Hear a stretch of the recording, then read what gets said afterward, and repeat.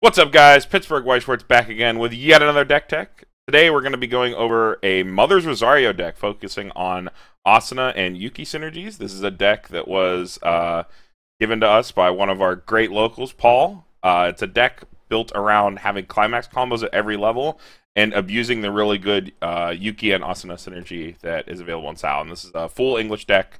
You can find everything in English, and a lot of the parts of it are pretty cheap. You can feel free to make substitutions. With a couple substitutions, it can be a pretty decent budget-ish deck. But yeah, let's get right into it. So, firstly here, we have our field cards. So we have our Asana lays on the sofa. It is just a 3500 oversize. You reveal the top card of your deck, and if it's not a character, that card goes to clock. So, or avatar character. So, depending on what happens, that might take some damage, but more often than not, it's just an oversize. We also have a Clock Bomb, 1000 power Clock Bomb, also has Hand on Core, the Yuki here.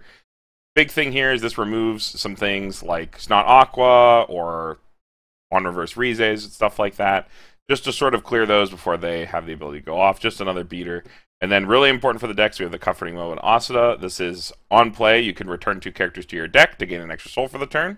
So she's a costless 2-soul beater. But the big part about that effect for this deck is this deck only has search access. So a big way that you access graves by playing this card, putting cards back that you want to search, and then getting them that way. Which sounds kind of sacky, but with the way Yuki works, not so much. It works a lot more better than you would think. Then it also has, when it becomes reverse, reveal top card of your deck. If it's a level 1 or higher, she goes to stock for free, so it might just give you free stock.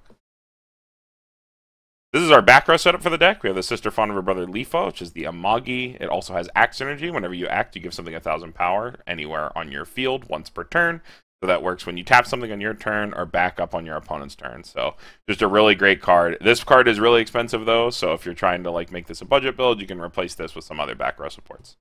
The other one here, really important for this deck because of the Asanas and Yukis that we're running, is the Sleeping Knight Brainstorm. It's a rest 2 search Brainstorm, and it gives +1 level and 1000 power to your center lane Yuki or Asana, as long as they have that in name. So that's really important. It can help us tank up in our center lane and make sure that we plus on field with some of our level 1s that might not be as big or might have other drawbacks. So moving into level 1, we have a lot of Climax combos in the deck, but this is our first one. This is Zekken Yuki. Talked about this card a lot, but it's on play 500 times field, including herself on play, so she can get to 6-5-7-5 on attack. So pretty reasonable on attack numbers. She also goes to level 2 when you do the Climax combo, and it's pay 1, pitch a card, search 2. So filters your deck, compresses your deck. Really good on attack Climax combo. There's a reason this was never printed again, and it's actually not that expensive either if you're trying to pick up a playset of these comparatively to some other extremely powerful combos, since Sal was printed into the ground. Moving on to our next Climax combo, we're also running the Demise of Zekken combo here at level 1 with Inherited Sword Skill Asana. 1500 on play, so she's a 6k, and then she has on reverse, check top 3, add 1, and then put the rest into the waiting room.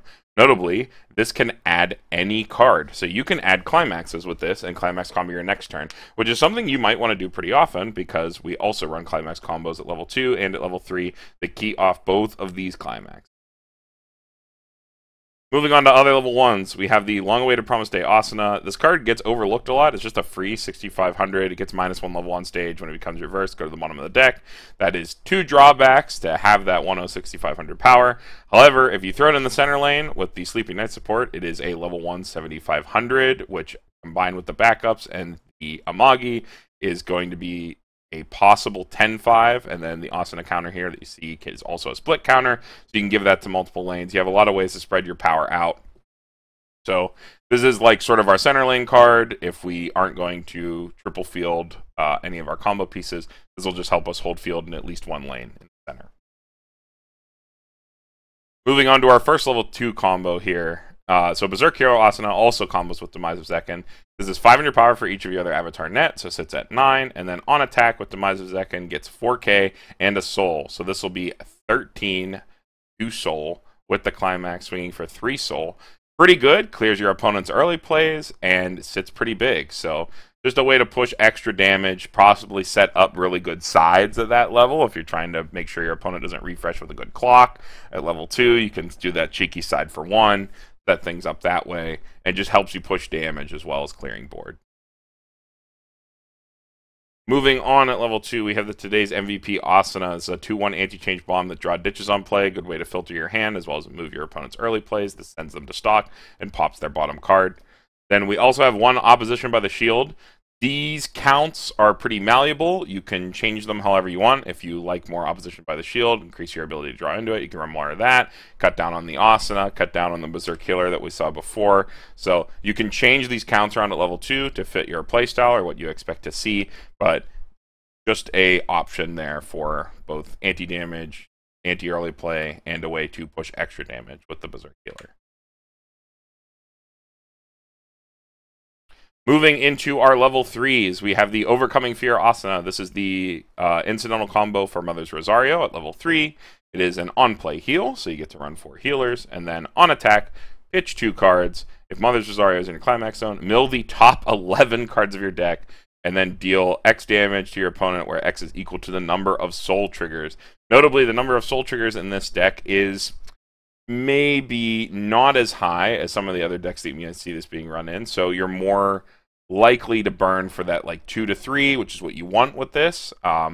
As always, this can overswing, which is just sort of a drawback of the card. The other thing is she gains 3k power until end of turn, so she's going to swing in at 14, and she heals. It's just an incidental combo that we get for running the Mother's Rosario Climax for our Zek and Yuki, so there's no reason why we wouldn't run it here. Our other finishing cards, so we have the Memories That Were Fun Yuki. This one isn't seen that much anymore at all. This is an on-play reveal top. As long as it is a character, she gets Clock Kick for the turn, on the turn that you play it. And then on attack, each player mills a card from the top of their deck. If the level of that card is higher than the level of your opponent's card, you get to stock the top card of your deck, so it plays for free. So just maybe a possible 3-1 Clock Kicker, just to help you close out the game. Helping her get extra power, since she is only a 10k to get over lanes, is the Attack and Waves Asana. We are not running the Climax combo, however, it gives 2k to front, and on reverse, the characters that have her buff can kick your opponent's characters to memory. So really good for removing things that might be sticky, might have hand on core, get those things off the board, as well as just giving a really good power pump to the front row. Attack and Waves Asana also selectively cantrips on play, so you can grab a card from your deck to answer the board however you need to in those finishing turns, especially because Berserk Healer Asana at level 2 hits really high numbers and swings for 2 soul for only a 2-1. So it's a good way to efficiently, if you're going to play Demise of Zekken and you can't get into Mother's Rosario, push some extra damage at the end game and make sure that you are able to keep up the damage race for only 1 stock. Here's the overall list. As you can see, pretty lean, not a single one of in the list. You can play with these counts however you see fit to fit your playstyle. The big thing here is that we are going for double level 1 combos. We always make sure we hit a level 1 plus in combo of some kind. We can even play the Inherited Sword Skill Asana to get into our Mother's Rosario for a following turn if we think we are going to be at level 1 or not be able to refresh our deck until after a second turn on first deck. So there's a lot of options there for milling and making sure that you're in your optimal deck state to do as many Climax combos as possible. In terms of viability, the deck is a lot stronger than you might think. I know that this looks, possibly with all the Climax combos and stuff like that, a lot of cards that you might not see played in SAO. The fact that you can always generate advantage for every Climax that comes into your hand, whether you are plussing with a Magi on first deck, or Climax comboing with a level 1, or burning your opponent out with Asana Mill 11, every single Climax that comes into your hand has value, and you have ways to easily get into the multiple counts of the cards that combo with them. So you're always going to be able to do a Climax combo. So if you like popping off with Climax combos, this is definitely a deck to check out, especially because it's not that expensive. Alright, so to wrap up here, as I say at the end of all of our videos, these are all of the Weiss resources that we are a part of here at PGH Weiss, even if we don't own or operate any of these groups ourselves. We have the Card Games Discord and Competitive Weiss Discord. This is where you want to go if you want to talk about the meta, catch some games online, whether they're webcam or TTS, as well as just talk Weiss with everybody from all around the world. It's a great community. Definitely give those a look. If you're looking to buy and sell cards, check out the Facebook groups, as well as you can get spoilers for English and JP posted on the Weiss global community with translations by some great people who put out a lot of translations. Then I also have our Twitters for all our recurring cast in the description, despite me being by my own today.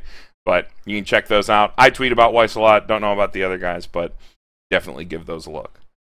In terms of upcoming content, Tomb of Nazarick and Legend of Crimson are the next 2 set reviews on our sort of schedule. Continuing with the Rush Rundowns, Mondays and Wednesdays, more deck techs on Fridays. So 3 days guaranteed content. Make sure you give us a subscribe if you want to check that out. But yeah, I think that's it. Pittsburgh White Schwartz signing off. We'll see you guys in the next one.